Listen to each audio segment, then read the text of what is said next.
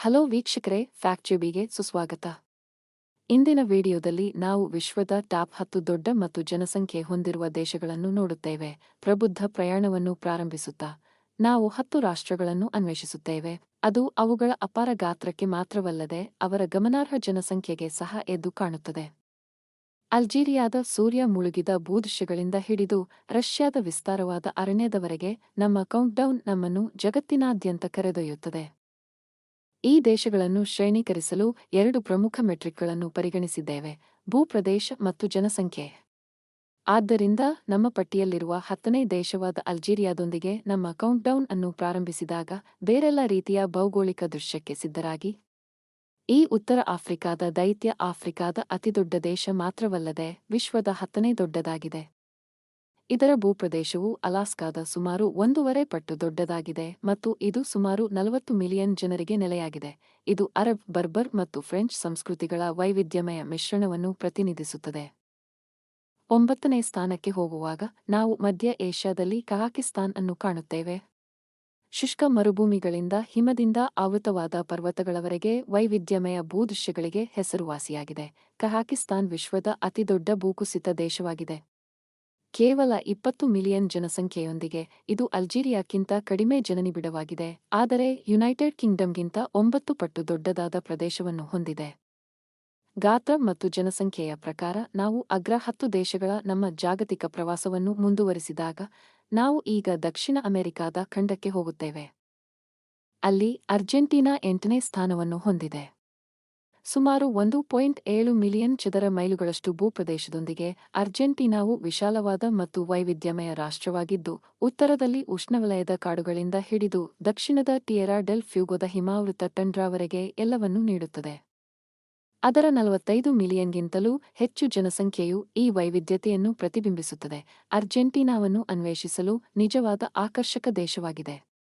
ಅಂತಿಮವಾಗಿ ನಾವು ವಿಸ್ತೀರ್ಣ ಮತ್ತು ಜನಸಂಖ್ಯೆ ಎರಡರಲ್ಲೂ 7ನೇ ದೊಡ್ಡ ದೇಶವಾದ ಭಾರತಕ್ಕೆ ಹೊರಟೆವು. 1.2 ಮಿಲಿಯನ್ ಚದರ ಮೈಲುಗಳಷ್ಟು ವ್ಯಾಪಿಸಿರುವ ಭಾರತವು ಉತ್ತರದಲ್ಲಿ ಭವ್ಯವಾದ ಹಿಮಾಲಯ ಶಿಖರಗಳು ಮತ್ತು ದಕ್ಷಿಣದಲ್ಲಿ ಪ್ರಶಾಂತವಾದ ಕರಾವಳಿ ಬಯಲು ಪ್ರದೇಶಗಳೊಂದಿಗೆ ವೈದೃಶ್ಯಗಳ ಭೂಮಿಯಾಗಿದೆ. ಅದರ ಶ್ರೀಮಂತ ಇತಿಹಾಸ, ವೈವಿಧ್ಯಮಯ ಸಂಸ್ಕೃತಿ ಮತ್ತು 1.3 ಶತಕೋಟಿ ಜನಸಂಖ್ಯೆಯು ಭಾರತವನ್ನು ಕಂಡುಹಿಡಿಯಲು ನಿಜವಾಗಿಯೂ ಗಮನಾರ್ಹ ದೇಶವಾಗಿದೆ. ಸುಮಾರು 3 ಮಿಲಿಯನ್ ಚದರ ಮೈಲಿಗಳನ್ನು ಆವರಿಸಿರುವ ಮತ್ತು 25 ಮಿಲಿಯನ್ಗಿಂತಲೂ ಹೆಚ್ಚು ನಿವಾಸಿಗಳಿಗೆ ನೆಲೆಯಾಗಿರುವ 6ನೇ ಅತಿದೊಡ್ಡ ದೇಶವಾದ ಆಸ್ಟ್ರೇಲಿಯಾಕ್ಕೆ ಚಲಿಸುತ್ತಿದೆ. ವಿಶಿಷ್ಟವಾದ ವನ್ಯಜೀವಿಗಳು ಮತ್ತು ಉಸಿರುಕಟ್ಟುವ ಭೂದೃಶ್ಯಗಳಿಗೆ ಹೆಸರುವಾಸಿಯಾದ ಆಸ್ಟ್ರೇಲಿಯಾ ತನ್ನದೇ ಆದ ಖಂಡವಾಗಿ ನಿಂತಿದೆ. ಪ್ರಪಂಚದಾದ್ಯಂತ ನಮ್ಮ ಪ್ರಯಾಣವನ್ನು ಮುಂದುವರೆಸುತ್ತಾ ನಾವು ಬ್ರೆಜಿಲ್ಗೆ ಆಗಮಿಸುತ್ತೇವೆ. ಇದು 3.2 ಮಿಲಿಯನ್ ಚದರ ಮೈಲುಗಳನ್ನು ಮೀರಿದ ಪ್ರದೇಶ ಮತ್ತು 200 ಮಿಲಿಯನ್ಗಿಂತಲೂ ಹೆಚ್ಚು ಜನಸಂಖ್ಯೆಯನ್ನು ಹೊಂದಿರುವ 5ನೇ ದೊಡ್ಡ ದೇಶವಾಗಿದೆ. ಬ್ರೆಜಿಲ್ನ ಶ್ರೀಮಂತ ಸಂಸ್ಕೃತಿ ಮತ್ತು ವೈವಿಧ್ಯಮಯ ಪರಿಸರ ವ್ಯವಸ್ಥೆಗಳು ಗಮನಾರ್ಹವಾದ ವ್ಯತಿರಿಕ್ತ ದೇಶವನ್ನು ಸೃಷ್ಟಿಸುತ್ತವೆ. ಅಂತಿಮವಾಗಿ ನಾವು ಯುನೈಟೆಡ್ ಸ್ಟೇಟ್ಸ್ ಆಫ್ ಅಮೆರಿಕವನ್ನು ತಲುಪುತ್ತೇವೆ. 3.8 ಮಿಲಿಯನ್ ಚದರ ಮೈಲುಗಳಷ್ಟು ವ್ಯಾಪಿಸಿರುವ 4ನೇ ದೊಡ್ಡ ದೇಶ ಮತ್ತು 330 ದಶಲಕ್ಷಕ್ಕೂ ಹೆಚ್ಚು ಜನರಿಗೆ ವಸತಿ. ನ್ಯೂಯಾರ್ಕ್ನ ಎತ್ತರದ ಗಗನಚುಂಬಿ ಕಟ್ಟಡಗಳಿಂದ ಹಿಡಿದು ಗ್ರ್ಯಾಂಡ್ ಕ್ಯಾನ್ಯನ್ನ ವಿಶಾಲತೆಯವರೆಗೆ ಮಾನವ ನಿರ್ಮಿತ ಮತ್ತು ನೈಸರ್ಗಿಕ ಅದ್ಭುತಗಳನ್ನು ಪ್ರದರ್ಶಿಸುತ್ತದೆ.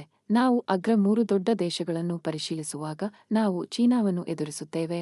ಇದು ಗ್ರೇಟ್ ವಾಲ್ ಮತ್ತು ಪಾಂಡಾಗಳಿಗಿಂತ ಹೆಚ್ಚು ಹೆಸರುವಾಸಿಯಾದ 3ನೇ ಅತಿದೊಡ್ಡ ದೇಶವಾಗಿದೆ.